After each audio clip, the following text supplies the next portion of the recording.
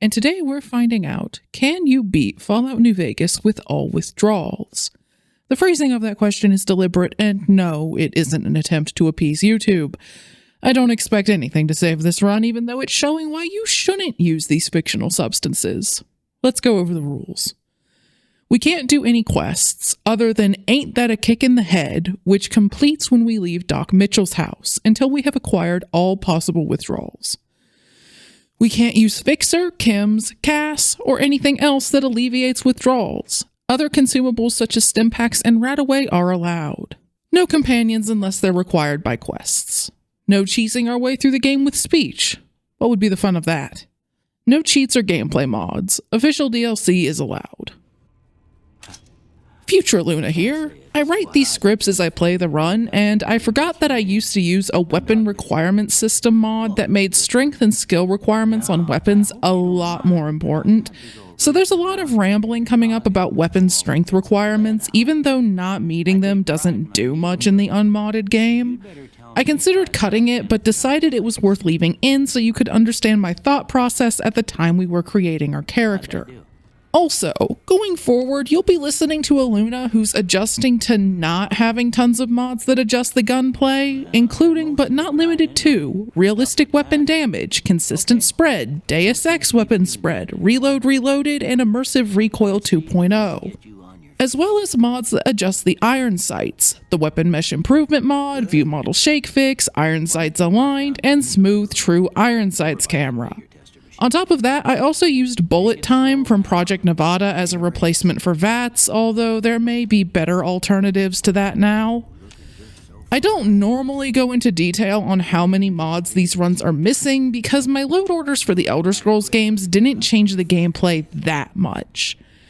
At most, it would be something like Percus Maximus or Deadly Dragons for Skyrim or realistic leveling for Oblivion. And playing the unmodded games felt mostly fine. That wasn't the case for me with New Vegas. I struggled with the combat. Now back to the run. I assume melee is not where we want to be. Even with 10 base strength and endurance, we'd only have 4 strength and 5 endurance after the penalties. Low strength makes larger weapons difficult to use. We can use them, but prepare for tons of sway. We also won't be able to carry much, which is another strike against heavy weapons. The sway gets worse as the difference between our strength and the weapon's requirement increases, so I'd like to stick with weapons that require 4 strength or less, which rules out some rifles and all heavy weapons. As far as ballistic weapons go, we'll be looking at 9 and 10mm pistols, silenced 22 pistols and SMGs, BB guns, nail guns, service rifles, 357 magnums, 45 auto pistols, varmint rifles, 9mm SMGs, caravan lever action and sawn-off shotguns, marksman's carbines, and cowboy repeaters. For energy weapons, we'll have laser, plasma, and recharger pistols, plasma defenders, the pulse gun, the sonic emitter, the Q35 matter modulator, and plasma and laser rifles. Also, how accurate do you really need to be with a flamer? Grenades, with the sole exception of flashbangs for some reason, require 1 or 2 strength. The grenade rifle requires 3, but other explosive weapons require 5 or more, and trying to use a missile launcher or Fat Man with crazy sway sounds like a great way to turn ourselves into strawberry jam. With that in mind, how are we building our character? We can't have less than 1 in a special stat, so once the -6 withdrawal penalty is applied, 7 strength or less becomes 1 strength, 8 strength becomes 2, etc. The weapon handling perk reduces weapons' strength requirements by 2. If we had 10 base strength, a reinforced spine, solar powered, and weapon handling, the highest strength requirements would become 8, and we'd have 8 strength after the other perks' strength bonuses brought our penalty down to -2, allowing us to use any weapon without extra sway. But this requires very high base strength, 2 high-level perks, and completing the Old World Blues DLC. Weapons requiring 6 strength are more reasonable. Even with 1 effective strength, weapon handling would allow us to use them with a manageable amount of sway.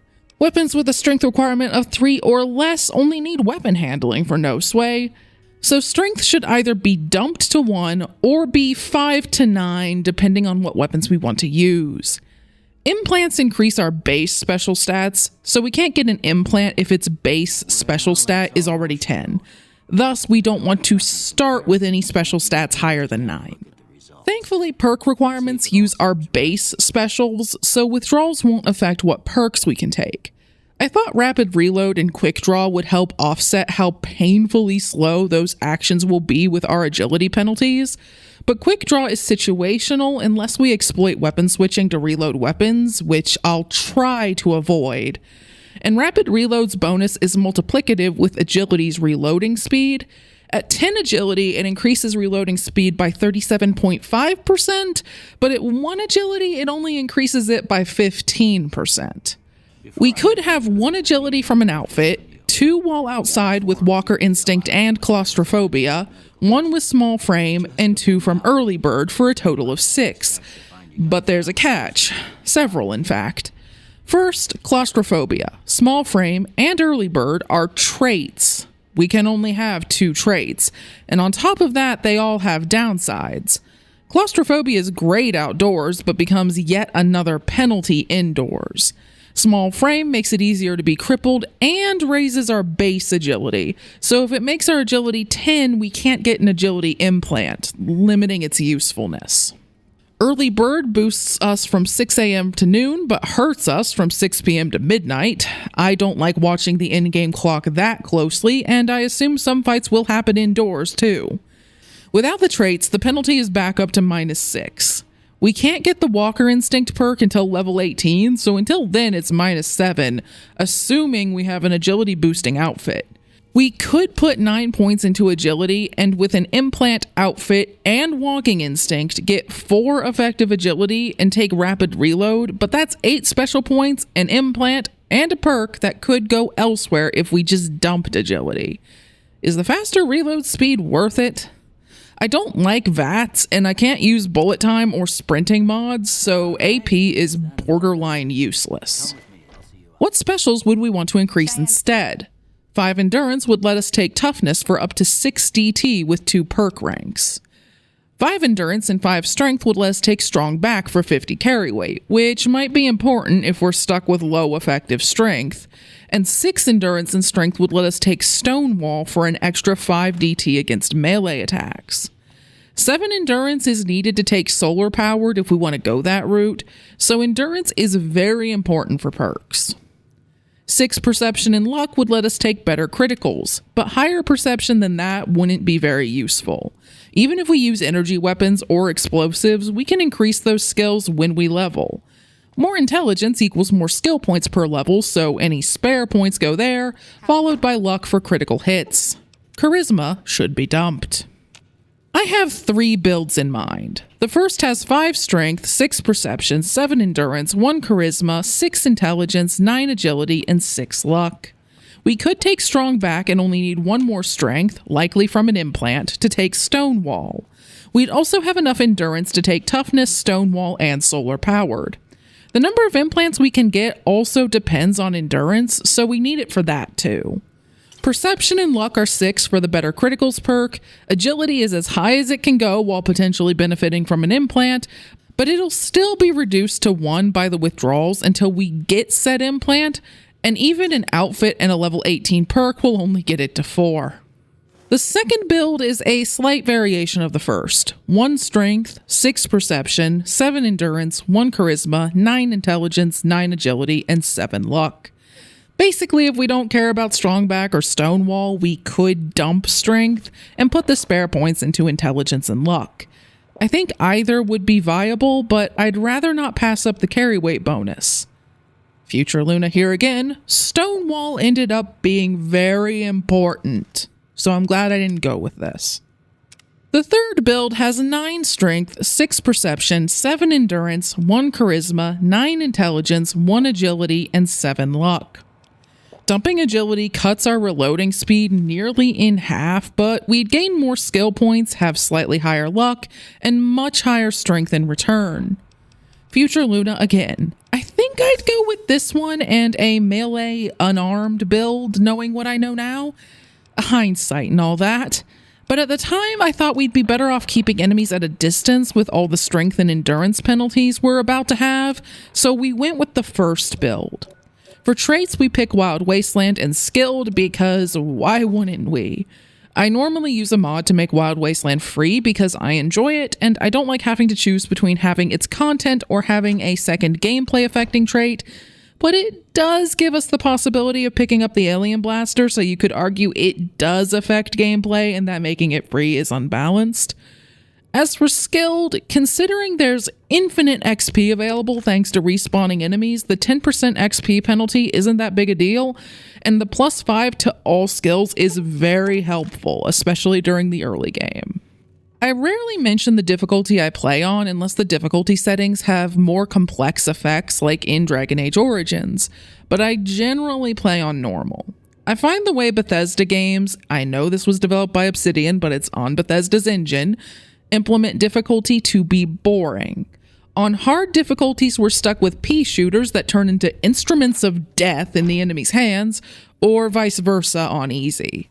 If there was a difficulty that made bullets, hurt for us and the enemies, I'd pick that. But without mods, there's no such setting. New Vegas does have hardcore mode, which implements several changes I like. Stimpacks and Radaway heal over time instead of instantly. We need doctor's bags to heal crippled limbs, and we need food, water, and sleep. I'm not a huge fan of ammo having weight, especially considering that the vanilla damage for guns seems to be really balanced around mag dumping into every enemy, but it's not quite a deal breaker. Unlike certain survival modes I could name, we can still fast travel and save wherever we like. Outside of challenge runs, I don't fast travel much, but I hate it if difficulties or mods disable it, because sometimes you need it to kick the game in the rear and, for example, get an NPC that got lost to reappear.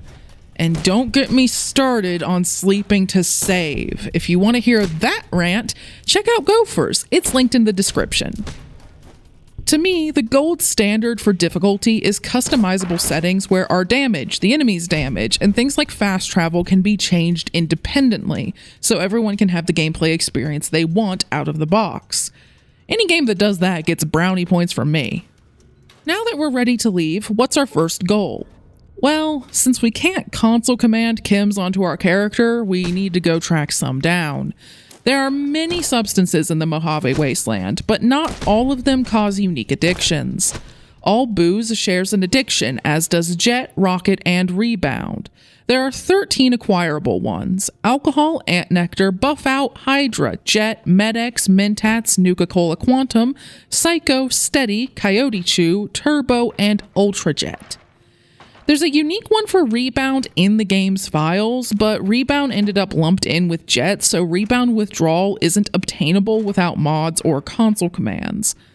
Combined, these will inflict heavy penalties to our special stats. -6 strength, as I mentioned earlier, -4 perception, -5 endurance, -4 charisma, -2 intelligence, and -8 agility. Only luck escapes unscathed. We thank Doc Mitchell for patching us up by taking almost everything in Good Springs that isn't nailed down. However, we avoid the building with a beetle infestation because we aren't allowed to do the Ghost Town gunfight quest until we have all our addictions. We don't shoot at bottles or geckos with Sunny either, but sadly that means Trudy, the owner of the bar, won't show up. She doesn't appear until we either do the tutorial with Sunny or Sunny has a tragic accident. And I'd rather not make an enemy of the whole town. That would kind of ruin the point of getting Trudy to appear. That means we can only purchase things from Chet and Doc Mitchell. There's also a fair bit of booze we can swipe from the saloon since Trudy can't be bothered to show up and sell it to us. After we ransack the town, we have enough stuff to get our first addictions to alcohol and Med-X, but we didn't find enough of any other chems to have a decent chance of getting addicted. I swear, when I play normally and use 1 or 2 chems, my character always gets addicted. But now that I want that to happen, we need to take 3 or 4 or more of each type of chem. And yes, we're loading back if we don't get addicted to conserve our chems. Most runs that I've seen of this challenge, console command the addictions onto their characters, so I think we're entitled to some save scumming. That being said, I'm not willing to sit around taking the one jet we were able to scrounge up over and over again. We need to find more chems anyway, and jet is one of the easier ones to get hold of, so we'll hang on to the one we found for now. In Fallout 3 and New Vegas, many addictive substances have an increased chance of causing an addiction if several doses are taken in a short time. At first, it won't add much extra risk, but it'll abruptly hit a 100% addiction chance at a certain threshold, usually around 7 to 10 doses or so, according to the wiki. From my experiences so far, it isn't worth trying to save scum with less than 3 doses of a chem, and having 7 or 8 almost guarantees success. We avoid Prim because we don't want to get roped into the town's sheriff problems and head up to the Mojave outpost to see what they have in stock. On the way, we fight some giant ants in the dry lake bed and collect 4 doses of ant nectar. However, ant nectar is far less addictive than most other chems, and despite several attempts, these 4 doses haven't worked. We need more ant nectar, so hopefully these ants respawn. In the meantime, we keep searching for other chems. This idiot decided to run up to us in the middle of a pitched gunfight with multiple Jackal Gang members to complain that he was getting attacked by one person, and then had the gall to whine when we kindly told him to fuck off. If I'd had a spare moment to line up a shot. And then the game crashed. Great. Thankfully, we didn't lose much. I don't even trust the console versions of Fallout 3 or New Vegas to survive a stern look, so I save very often. The Mojave outpost doesn't have much that we need, but we sell loot from the Jackal Gang to them. We head back into the wasteland and find ourselves passing by Nipton, which is currently on fire. We save ourselves from an annoying conversation with a well-placed shot and loot most of the buildings. I don't want to get too close to the idiot with a dog on his head because that would start at least one quest, and shooting him would probably affect even more. We technically fail a couple quests when we prove this guy's legs aren't broken by giving him the motivation to move. We didn't get anything for failing these quests. Our character never even learned about them, technically, so I'm okay with it. To be honest, I forgot how many quest givers run up to us the second we get within a mile of them in New Vegas, and almost every major town that I can think of with a vendor that might have what we need has someone who will insist on shouting at us about their problems, sometimes from a block away or through walls. If I knew the game better, I might be able to think of more places with vendors that wouldn't have quest givers around. Future Luna here, there were definitely a few places like the guy in Camp McCarran that I could have gotten to without a quest giver running up, but I didn't know that at the time. I just don't know New Vegas as well as I know Oblivion and Skyrim and such. So in order to save my sanity and keep this bit more exciting than we waited in Good Springs until the traders there had what we needed, I started allowing starting or failing quests but not successfully completing them. And we tried to avoid advancing quests as much as possible. I suppose we could have kept attacking Powder Gangers, Jackal Gang, and Fiends to take their chems, but I was also trying to avoid leveling up too many times before the run properly started, and, well, what do you think grinding respawning enemy camps would do? That means we still avoided Prim, and we weren't allowed to enter the Lucky 38 or the Tops because seeing Benny would have leveled us up multiple times even if we left without speaking to him, and I imagine talking to House would have had a similar effect. We make our way to the strip via the Black Mountain shortcut, although we run afoul of a Deathclaw when we stray too close to Quarry Junction while looking for said shortcut. That fight went about how you'd expect. Once we're past that nonsense, we visited the Atomic Wrangler, which only had liquor, and Mick and Ralph's, which had a dose of Hydra. A dealer called Dixon also had some very cheap jet that proved to be exactly what we needed to scratch a third addiction off our list. We also checked the followers of the Apocalypse, but they didn't have anything we needed. We paid them to heal our limbs, though. We had enough caps to pass the credit check to enter the strip, and while we can't enter the Tops or the Lucky 38, we can check out Gamora and the Ultra Lux once the Cowboy Securitron that we never even talked to is done inviting us to the Lucky 38.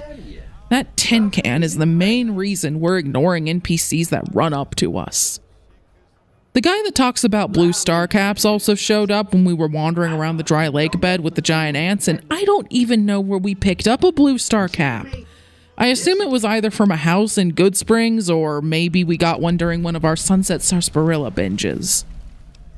The Brimstone Lounge in Gomorrah has Buff Out, Mentat, Psycho, Steady, and Turbo.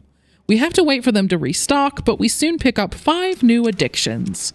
We're now addicted to Alcohol, Buff Out, Jet, Med-X, Mentat, Psycho, Steady, and Turbo. We still need Ant Nectar, Hydra, Nuka-Cola Quantum, Coyote Chew, and Ultra Jet.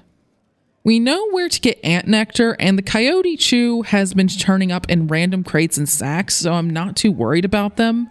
Hydra, Nuka-Cola Quantum, and Ultra Jet may require some research to find. We have a problem. Remember when I said we scratched Jet Addiction off the list? Well, it isn't showing up with the other withdrawals in the effects tab of our Pip-Boy, and it doesn't appear to be applying the penalties to our special stats that it's supposed to. We got addicted using Dixon's Jet, so we try regular Jet. We get the addiction message, and then no withdrawal when it wears off. Why do I always find these otherwise beneficial bugs only when they break my runs? The only thing I could find about it was this post on Nexus Mods, and the only fix was loading a save to before we got the bugged addiction. Thankfully, I've been keeping many different saves, and I have one in Freeside from right before we talked to Dixon.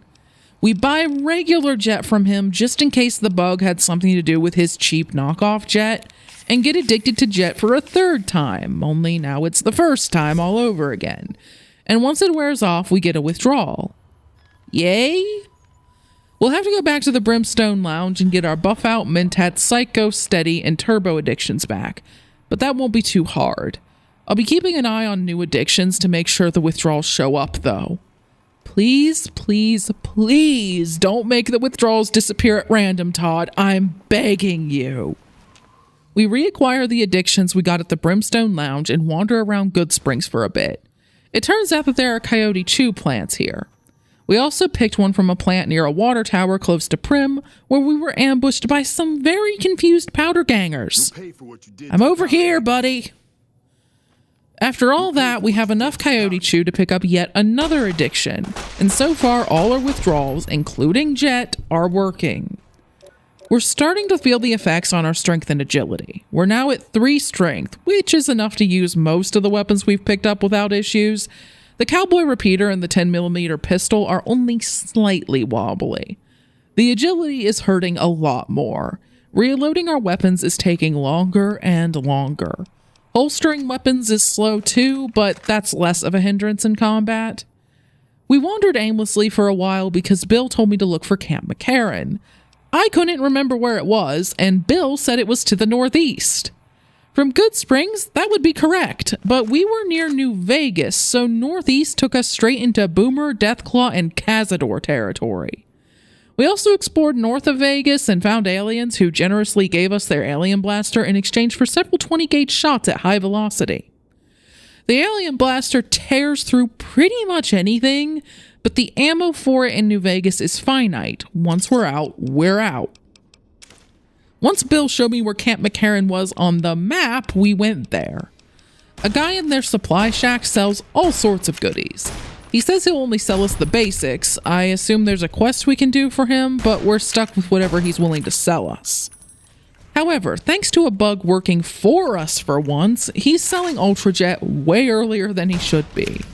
We hold on to the 3 doses for now. Hopefully we can buy more later.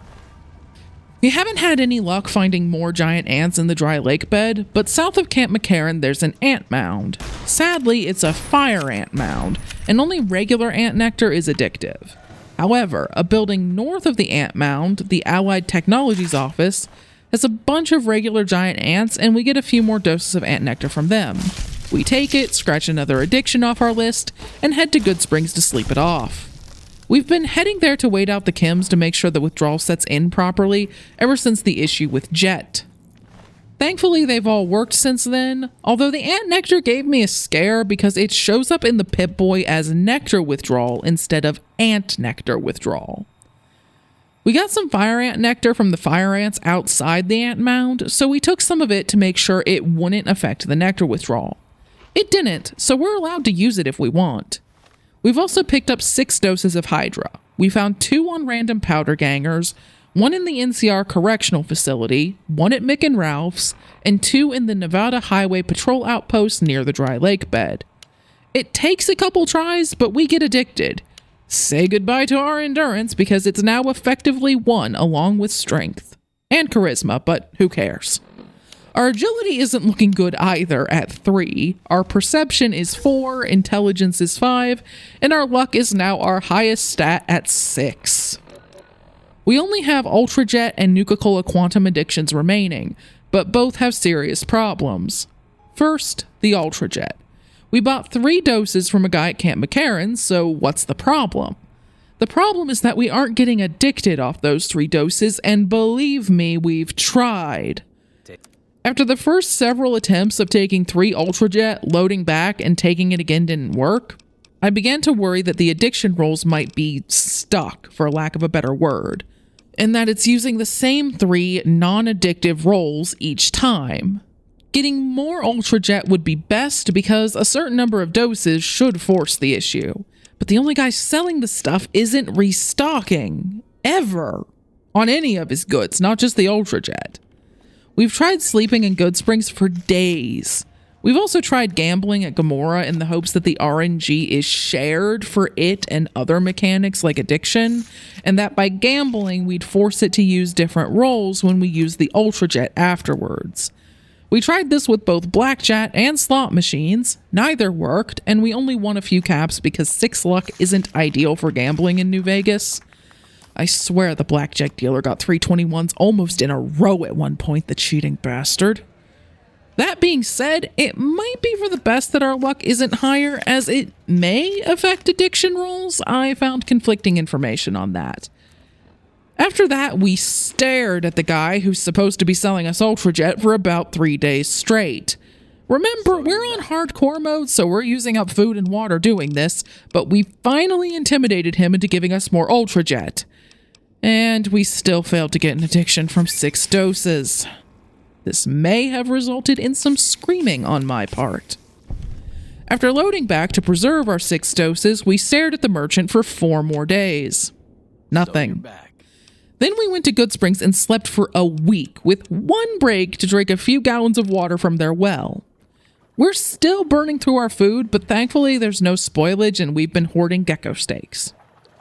We return to the merchant, and by some miracle, he has 3 more doses of Ultrajet, bringing us to 9 doses. We huffed them all in a flash, and going by the sound cues, we got addicted on the 8th or 9th dose. We head to Good Springs to sleep it off, and thank goodness the withdrawal worked. It's one of the nastier ones, too. -2 strength and agility, and -1 perception, bringing our agility down to 1. Only our perception, intelligence, and luck are above 1. That leaves Nuka-Cola Quantum, and it's going to be a doozy. From what I found online, there's only 1 bottle of Nuka-Cola Quantum in Fallout New Vegas, and we have to go through the Lonesome Road. Oh god, even the name sucks. And we have to go through the Lonesome Road DLC to get it. When we exit the missile silo, there's a single non-respawning crate in the area that has a 10% chance of containing 1 bottle of Nuka-Cola Quantum. I have to wonder why Obsidian bothered to implement it with an addiction, no less, only to make it that rare, but moving on. We should be able to force the game to give us a single bottle of Quantum by saving before we leave the missile silo until we get the 10% roll for it to spawn in the crate. However, the odds of getting addicted to Nuka-Cola Quantum are low, another 10% roll. And I don't know if there's any way for us to re-roll it.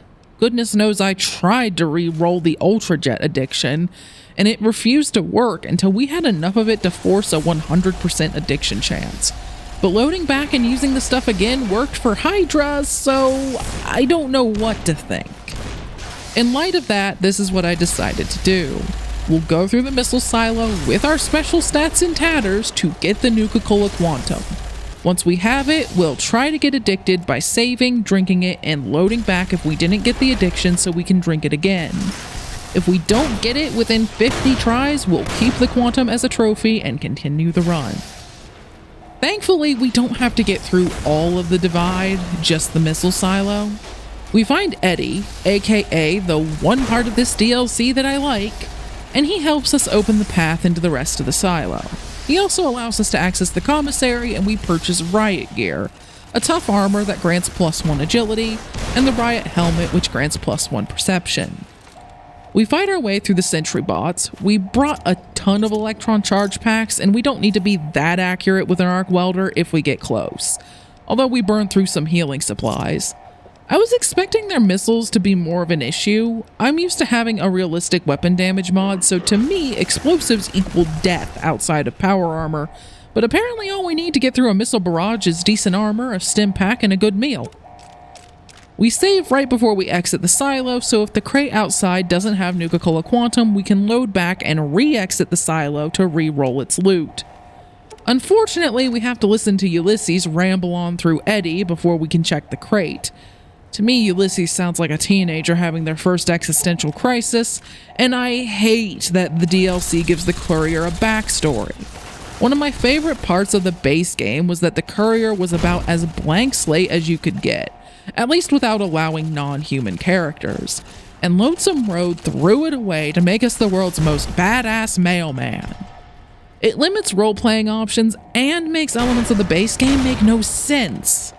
House says he took several precautions to disguise who was carrying the platinum chip, such as sending out decoys, and that he didn't give us any guards because that would draw attention. If that's the case, why would he give the chip to a famous courier? Also, if we're such a legend, how the flying hell did Benny and a few great cons get the jump on us and put a bullet in our skull, regardless of what Yes Man told them? We can take them out by level 3 with basic gear. At least any personality change or memory loss could be explained by the fact that we got shot in the face, so the blank slate is mostly preserved, but that doesn't fix the new plot holes. It takes 3 tries, but we get our bottle of Nuka-Cola Quantum. We empty the crate it was in and return to Good Springs to sleep for a week. This should force anything that can respawn to do so. We return to the divide, and the sentry bots have certainly respawned. Great. We fight through them again and head back to the crate. It's still empty, and all the other containers we looted, completely or partially, are in the same state we left them in, so I don't think they'll ever have new loot. Since the crate will never respawn, this is, to the absolute best of my knowledge, the only bottle of Quantum we can ever get. We're on a Series X, so cheats aren't an option. We take the Quantum to Good Springs, save, and drink it. No addiction. As I said before we entered the divide, we'll load back and drink the Quantum again up to 50 times. It worked for the Hydra, but not for the Ultrajet. My only theories are that we either had terrible luck with the Ultrajet, or that we need a certain number of doses for loading back to change the results. Maybe the RNG loads the addiction rolls in batches or something. Hopefully this pointless theorizing has bought enough time for editing Luna to show some of the footage of us drinking the same bottle of Nuka-Cola Quantum 50 times. There's nearly 8 minutes of footage, and if I sped it up enough to show it all, I'd have to put in an epilepsy warning. None of the attempts resulted in an addiction. According to the wiki, Nuka-Cola Quantum has a 10% chance of causing an addiction. We have no perks or traits that affect addiction chance. We have Day Tripper, but that only affects the duration of chems. We only have 6 luck, so even if luck affects addiction chance, it shouldn't be doing anything too crazy either. Time to break out the probability calculator. The odds of 50 10% rolls failing in a row are only 0.5%. If our luck is affecting our addiction chance, that obviously changes things. And if we, say, cut the addiction odds in half to 5%, then the odds of 50 failures in a row become about 7.7%, which wouldn't be too crazy. But without concrete information on how the addiction RNG works, I'm not willing to spend more time on this, especially for an addiction that won't affect us much, if at all. Nuka-Cola Quantum Withdrawal inflicts -1 charisma and -15% radiation resistance. We only have 1 charisma to begin with, so charisma penalties do literally nothing to us. The only thing Nuka-Cola Quantum Withdrawal would do is make us slightly more vulnerable to radiation, assuming that it even goes below 0% resistance. Radiation is fairly forgettable in Fallout New Vegas without mods. We have a stock of Radaway and Radex that we've barely touched. All this wandering around to find chems has gotten us to about level 8. Our perks haven't been too exciting. A rank of intense training for intelligence and the educated perk to increase the number of skill points we get per level, and 2 ranks of toughness to increase our damage threshold by 6. We'll be able to pick more interesting perks soon, although some will be used on things like Stonewall and Strongback. Our skill investment has been all over the place. Enough science to hack average terminals and enough lockpick to open easy locks, then a mix of medicine, repair, survival, guns, and energy weapons. It's important to note that 25 lockpick and 50 science aren't actually enough for the tasks I mentioned, thanks to the penalties our skills are taking due to our lowered special stats, which is why they're a bit higher here than the 50 and 25 thresholds. We head to the tops and tell the greeter he can take our weapons from our cold, dead hands. What can I say? Speaking to Ulysses for any length of time puts me in a violent state of mind. I fully admit I made this fight more difficult than it had to be. We spent a good chunk of our time in the tops with several crippled limbs and over-encumbered because I have one hell of a looting problem. But I'll still blame some of this fiasco on our incredibly low agility. It takes us so long to so gingerly load bullets into our cowboy repeater that if we can't find cover, we'll likely be staggered out of our reloading animation before we get any bullets in the thing. Bill asked why I didn't just switch guns, and here's why. If we switch guns mid-combat, I have to make a mental note to not pull that weapon again until the fight is over, because I'm really trying not to exploit weapon switching to reload our weapons. It also turns out that at least some of the staggering problem was because our torso was crippled. I didn't realize at this point that a crippled torso makes your character stagger pretty much anytime they take damage. I figured that out later. We spoke to Yes Man to get that possible resolution to the main quest started. I haven't decided which ending we're going for yet other than not the Legion. After patching up our injuries and selling enough loot to move properly, we continued our spree at the Ultra Lux because 1, I'm still in a bad mood, 2, they're cannibals, and 3, they didn't have any chems for us earlier.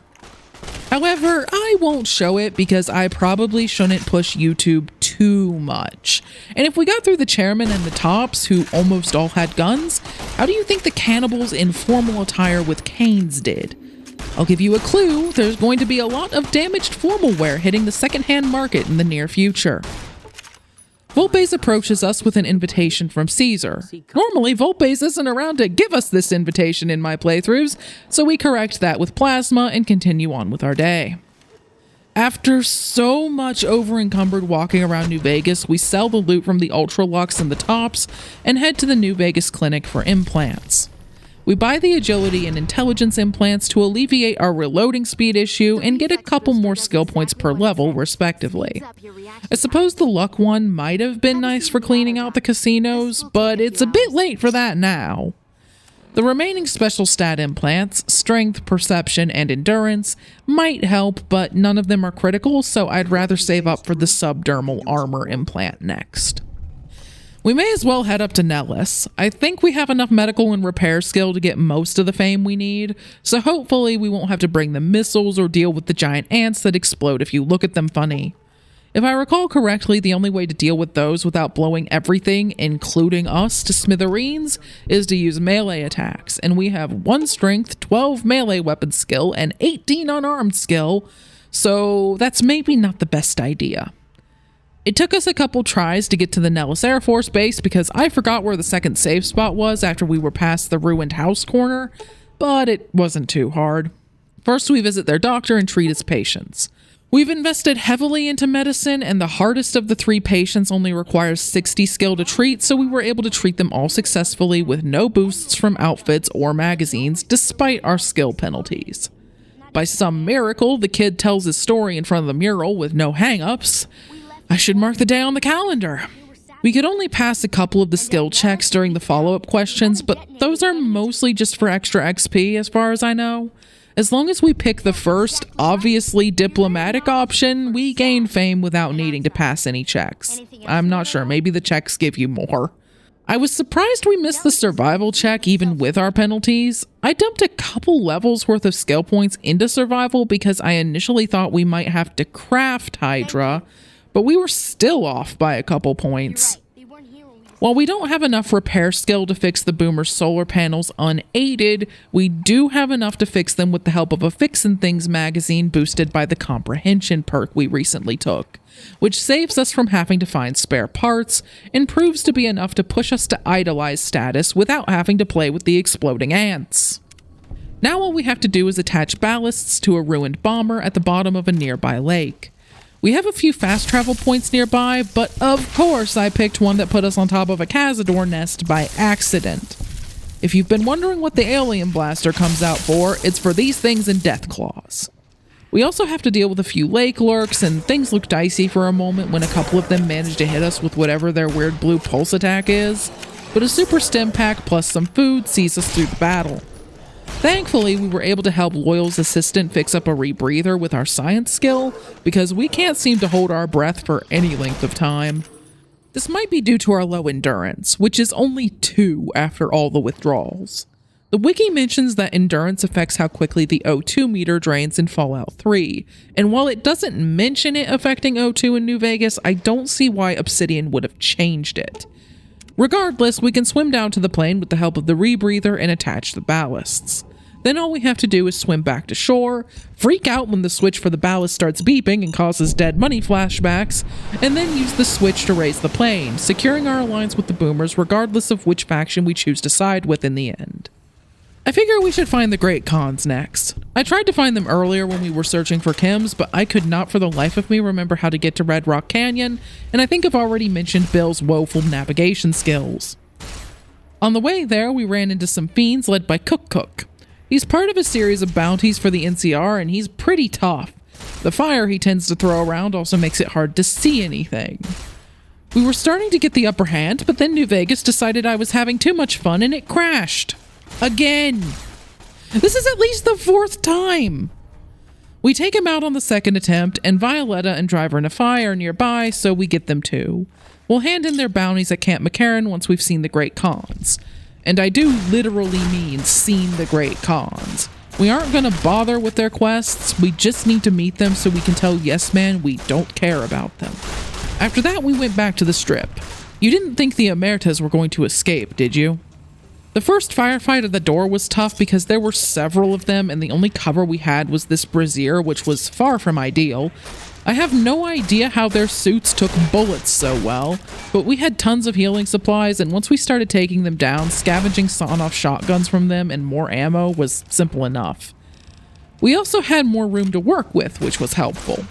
With them out of the way, all the casino families are out of the picture, except for the Top's chairmen, who need to be cleared out from time to time so we can speak to Yes Man. I have no idea where they're coming from.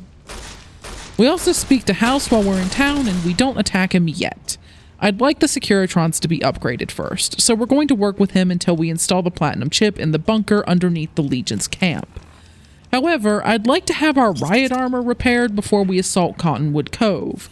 We've already ticked off the Legion, so sneaking in under the guise of working for Caesar isn't an option.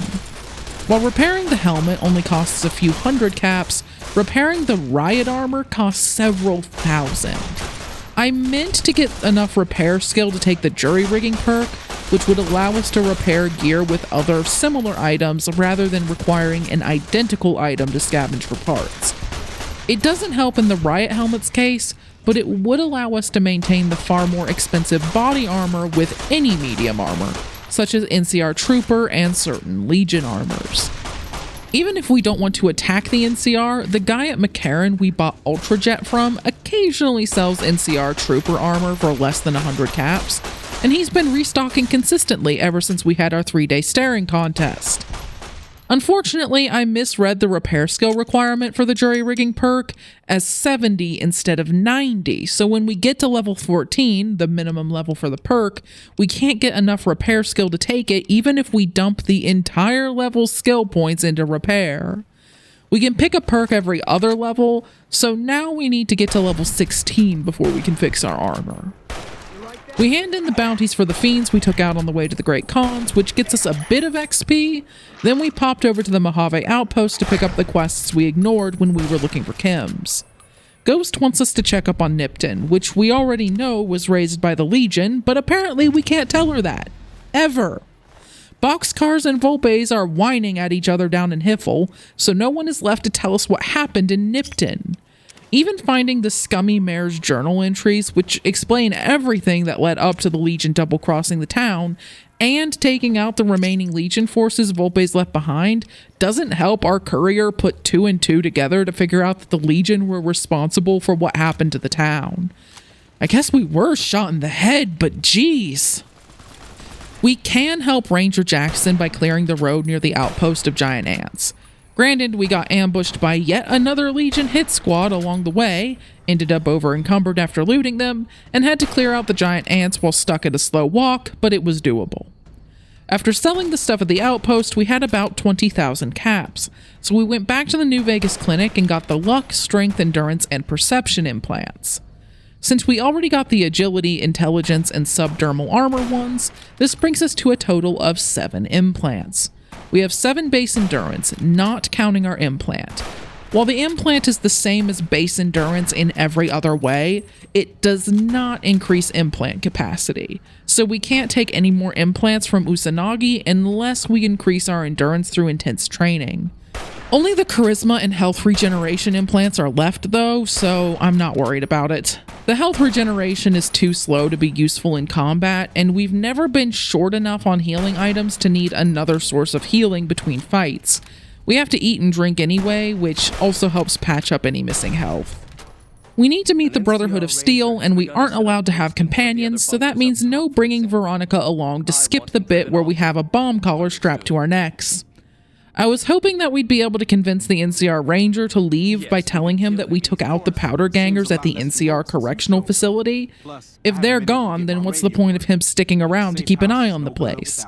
But sadly, that wasn't an option, so once we got him to admit that his radio was broken, we took him out. On the second attempt, because apparently almost anyone can shrug off 2 9mm shots to the dome. The courier is starting to feel far less unique in that regard.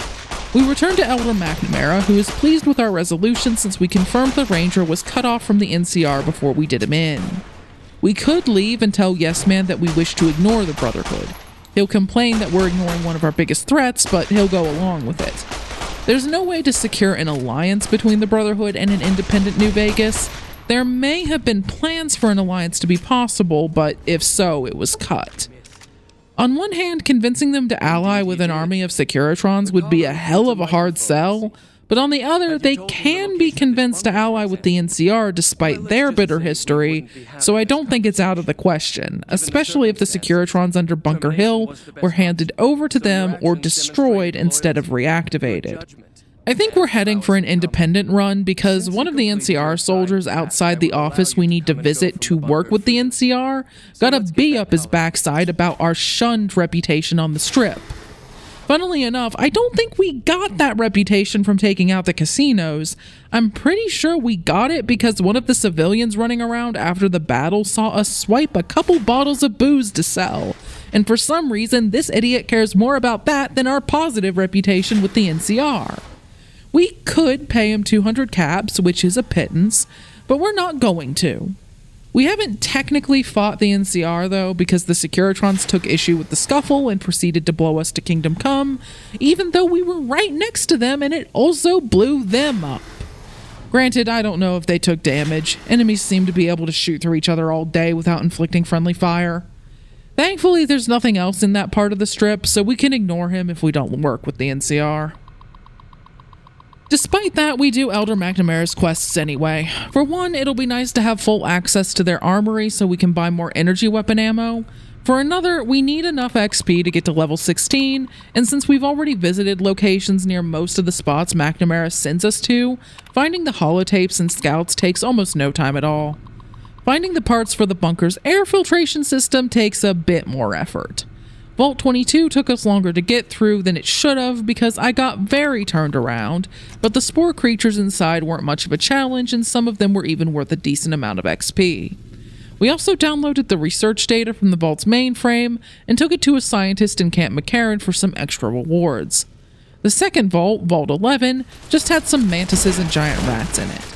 But the third vault we needed to visit happened to be the headquarters of the Fiends. I considered coming here when we were looking for chems, but to be perfectly honest, I couldn't remember how to get to it. The quest marker solved that problem, so here we are with a bunch of fiends ready to rumble. The first fight at the entrance was by far the worst. I made the mistake of assuming these fiends, with their very light armor that is visually riddled with gaps, would be vulnerable to shotguns. Unfortunately, we don't have the Shotgun Surgeon perk to make shotguns ignore 10 points of the target's damage threshold, so against targets with even the lightest armor, they do next to nothing. Why are shotguns so woefully underpowered in these games? Seriously, they end up having so short a range that they may as well be melee weapons, or they hit with all the force and fury of a stiff breeze, or both. I know very little about guns. I'm sure any firearms enthusiasts have already noticed that. But I've seen enough demonstrations against ballistic gel to know they'd be doing more damage than this. The wiffleback combat bothers me in Elder Scrolls games, but for some reason it bothers me more in the Fallout games. Maybe because there's less of a fantasy element, I don't know, but it drives me nuts. To be clear, I'm not saying that all games should pursue perfect realism. In fact, doing that can often get in the way of the fun. Even the realistic weapon damage mods I normally use are a far cry from real life. It's just that for me, this damage is so low that there's this disconnect, and it feels like our weapons are defective or something. I think the game heard my complaints, and I may or may not have gotten into a shouting match with this graffiti. We mostly avoid using shotguns after that, unless the target seems to be wearing no armor whatsoever. We find occasional uses for our hunting shotgun, but that's about it. Even against the fiends, we had a much easier time once we switched to our 10mm pistol, and that's hardly a powerful weapon. Our final task for Elder McNamara is to take out some super mutants and nightkin near the Black Mountain communications array, and install a device to connect the array to the bunker so the Brotherhood can use it for their operations. I know we could climb up the mountain and enter Tabitha's room by activating a door through a chain link fence, and we may do that in the future, but for this run we're going to go through this properly. We found Neil's shack when we passed through the Black Mountain shortcut on our first trip to Vegas, so we can easily get to the bottom of the path. Clearing out most of the super mutants is less difficult than I expected after our struggles with the fiends. Even our hunting shotgun does reasonably well against them, and I'm not sure if it's because they have less armor, because they're bigger targets, or both. We still use our hunting rifle a fair bit though. Now that we can afford tons of 308 ammo, it's become one of our favorite weapons, although the 10mm pistol and cowboy repeater are still useful too. We've ended up relying on ballistic weapons more than I thought we would, in part because until recently we didn't have a reliable supply of energy and microfusion cells. I'm very glad we got the Stonewall perk right before we came up here. I wouldn't be surprised if the super mutants and nightkin with sledgehammers and rebar clubs could knock us down otherwise, and regardless of that, it gives us an extra 5 damage threshold against their melee attacks. The Nightkin sniper with the unique missile launcher Annabelle gives us some fits when he nearly one-shots us from his tower, but we duck behind the nearby wall and take out the other mutants, so we're able to get a couple sneak attack criticals with our hunting rifle on him. I'm starting to think we should have spec'd less into strength and more into intelligence and luck. Taking agility was the right call because dealing with our reloading speed at 3 agility is painful enough, but the strength penalty to weapon sway hasn't been nearly as bad as I thought it would be, especially now that we have pretty high guns and energy weapon skills.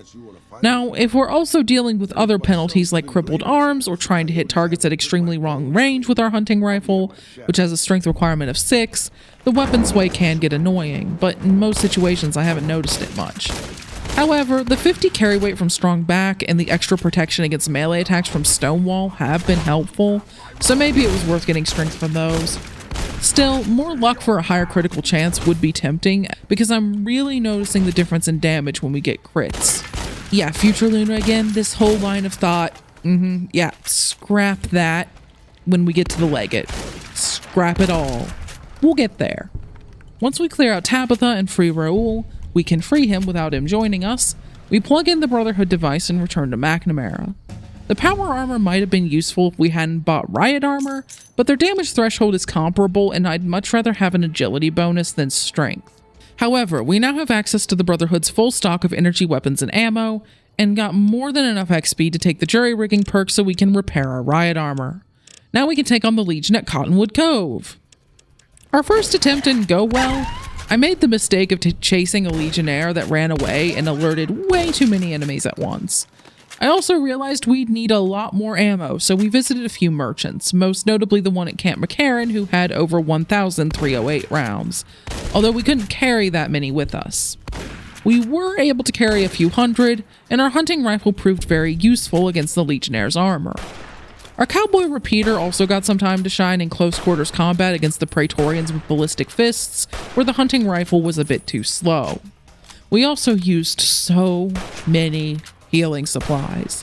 Everything from Nuka-Cola to Sunset Sarsaparilla to gecko steaks and healing powder looted from the Legion. And some Stimpacks too, obviously. We even had to pull out the super Stimpacks.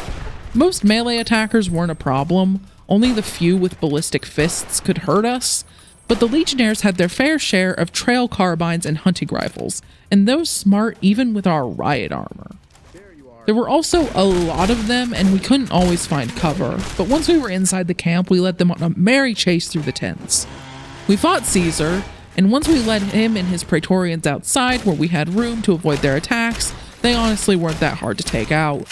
By sheer accident, Caesar fell down a cliff with us into the Brahmin pin, and we were able to take him out while we were separated from his guards.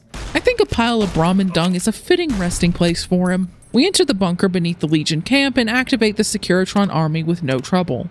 We have enough science skill to shut down the turrets and Protectrons, and the sentry bots don't wake up because we aren't blowing the place up. We return to house and let him know. I figure we may as well get the XP from any of his quests that we've already completed, like securing the allegiance of the Boomers. This apparently ticks off the NCR and formally locks off their quests. I have no idea how they know about this conversation considering we're inside the Lucky 38. Their informants must be psychic, and they won't reverse their stance even after we take out House. Maybe Obsidian intended to have more branches and betrayal points like that, and either Bethesda's lackluster quest system or simple lack of time prevented it, but this feels odd. Once House has been yanked out of his life support pod, we put him out of everyone's misery, and we're now officially stuck with plugging in Skynet because everyone else has pissed us off and apparently the feeling is mutual. We fetch our new AI overlord and he plugs himself into House's mainframe. We also wrap up the Wildcard Side Bets quest. Now we have to head to the El Dorado substation and reroute the power from here to the Lucky 38 to jumpstart a nuclear reactor so Yes Man can increase his broadcasting range. However, we have the option to save the NCR president from assassination by the Legion before we do that. They won't let us work with them, and one of their military police really wants to cave our head in because we swiped a couple bottles of wine, but they'll let us near their president thanks to our positive reputation. Okay, Obsidian, I'll roll with it. We don't have to save him, but I decide to as a middle finger to what's left of the Legion. I've never done this quest. In fact, I don't think I've ever advanced this far in the main quest for any of the factions in this game, but I know from watching other runners that there's a bomb on the vertibird that the president arrives on, an engineer with a detonator to said bomb, and there's a sniper disguised as an NCR ranger that we'll have to take care of. We disarm the bomb with our repair skill, but we take the detonator too to be safe. The sniper was very easy to find because he dumped the body of the ranger he's impersonating down onto the dam instead of dumping it over the other side of the tower off of the dam. Even keeping the body up there with him would have been smarter. We alert the ranger in charge of security about the man who had the detonator, so he's taken care of and President Kimball flies away safely. We then override the Eldorado substation by using a stealth boy to avoid the NCR. Time for the final battle. Getting through the Legion on the dam was slow, not difficult. We reactivated the Securitron army and headed to face the Legate. This fucking fight. I tried so many times with our hunting rifle to no avail, and considering the performances of our .44 Magnum and hunting shotgun against the Legionnaires on the dam, even now that we have the shotgun surgeon perk to punch through enemy damage threshold, I don't think they'd have done any better. We even tried using one of the trail carbines we picked up from the Legion and our plasma rifle. They didn't work either. Don't get me wrong, we had enough healing supplies to last for a long while, we just weren't doing much damage. I may or may not have been screaming obscenities at the screen, because the fight was pulling several tricks that I hate. There are tons of minions, and the Legate runs away faster than any other character in the game can move, while healing seemingly infinitely, on top of being tanky. He would have knocked us down if we hadn't taken the Stonewall perk, so I'm glad we had that. I thought this fight might go poorly, so we've been carrying a fully repaired ballistic fist that we put together from the ones we scavenged from Caesar's guards. Let's see how it does. Much better, despite this character having 1 effective strength and only 24 unarmed skill versus 4 perception, 3 agility, and about 80 guns and energy weapons skill after the withdrawal penalties. Holy hell, now I remember why I exclusively did melee builds in this and Fallout 3 before I used mods to make guns shoot straight. Maybe explosives would have been viable, but I am terrible with them, so I avoided them. And that doesn't negate the point that guns and energy weapons should work better than this. This is only on normal difficulty. The only time ranged weapons were worthwhile was when we used a stealth boy to get a sneak attack critical on the Legate with our hunting rifle. Maybe the armor-piercing rounds for the hunting rifle or damage-increasing ammos like overcharged energy cells would have helped. I forgot about them until I was writing this.